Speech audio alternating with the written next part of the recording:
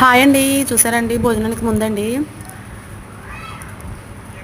కాకపోతే భోజనానికి ముందంటే 10 గంటలకు ముందనమాట. అదిగోండి లైలా చూడండి వచ్చి ఎలా చూస్తుందో.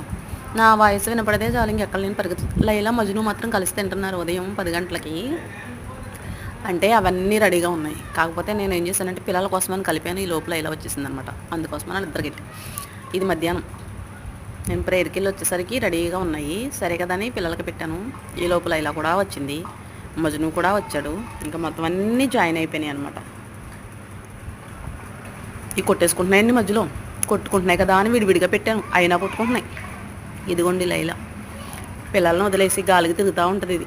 పిల్లల్ని అస్సలు పట్టించుకోదు. వీడేమో ఎక్కడో ములిగేసి వచ్చాడు. నాకు మొత్తం అంటించేశాడు.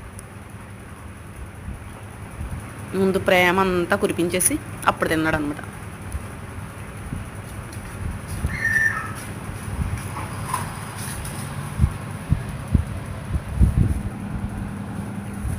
ఇది ఇంకొకటి నల్లపిల్ల కూడా